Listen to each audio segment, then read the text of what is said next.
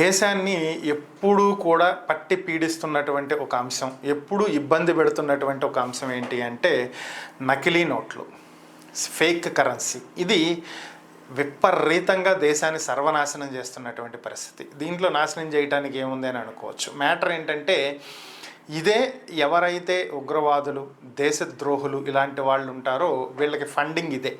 ఈ దొంగ నోట్లను చలామణి చేసేసి వాటిని దేశంలోకి ప్రవేశపెట్టి వాళ్ళ ఇష్టం వచ్చినట్టు ముద్రేసుకుని ఒరిజినల్ కరెన్సీని వాళ్ళ దగ్గరికి వెళ్ళేలా చేసుకుంటారు. దాంతో వాళ్ళకి కావాల్సినటువంటి అమ్యునేషన్ కానీ, బాంబ్స్, అలాగే బుల్లెట్స్, గన్స్ ఇలాంటివన్నీ కూడా, పేలుడు పదార్థాలు అన్నీ కొనుక్కునేటువంటి అవకాశం ఉంటుంది.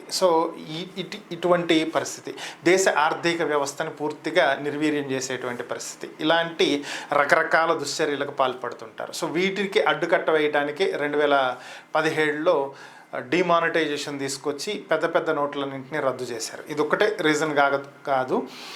కొంతమంది భారీ స్థాయిలో లంచాలు తీసుకుని దాచుకుని కట్ల పేర్చుకుని అట్టి పెట్టుకున్నటువంటివి ఒక్కసారే రద్దు చేయటంతో అయితే బయటికి రావాలి, లేదంటే సంక్రాంతికి భోగి మంటల్లోకి వెళ్ళాలి. ఈ రెండిట్లో ఏదో ఒకటి జరిగింది. అది కూడా ఒక రీజన్. అయితే ఇప్పుడు ఈ సోదంతా ఎందుకు అంటే 500 రూపాయల నోట్.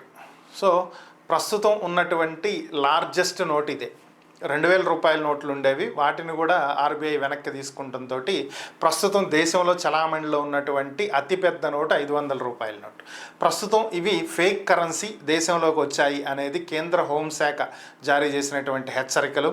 ఇటు ఆర్బీఐతో పాటుగా సిబిఐ, సెబీ ఇలా ప్రతి శాఖకు కూడా కొన్ని ఆదేశాలు పంపించడం జరిగింది. భారీ స్థాయిలో అత్యాధునిక టెక్నాలజీని ఉపయోగించి అత్యాధునిక పరిజ్ఞానంతో దొంగ నోట్లను ముద్రించడం జరిగిందని, ఇవి దాదాపుగా ఒరిజినల్ కరెన్సీ లాగానే ఉంటాయని గుర్తించడం చాలా చాలా కష్టమని, అయితే ఈ ప్రింట్ వేసేటువంటి సమయంలో ఒక్క చిన్న మిస్టేక్ ఈ ఫేక్ కరెన్సీ వేసిన వాళ్ళు చేశారని, అదేంటంటే రిజర్వ్ బ్యాంక్ ఆఫ్ ఇండియా అనేటువంటి పేరులో ఈ ప్లేస్లో ఏ ప్రింట్ అయిందని మీరు 500 రూపాయల నోటు తీసుకునేటప్పుడు జాగ్రత్తగా దీన్ని చెక్ చేసుకుని ఇలాంటి నోట్లు ఏవైనా ఉంటే స్థానికంగా ఉన్నటువంటి బ్యాంకుకి తెలియజేయటం కానీ, పోలీస్ స్టేషన్కి తెలియజేయటం కానీ చేయాలని, ప్రజలను అప్రమత్తంగా ఉండాలని చెప్పి కేంద్ర హోంశాఖ ఆదేశించింది. అలాగే ప్రతి రాష్ట్రానికి, ప్రతి బ్యాంకుకి మార్గదర్శకాలు పంపించింది.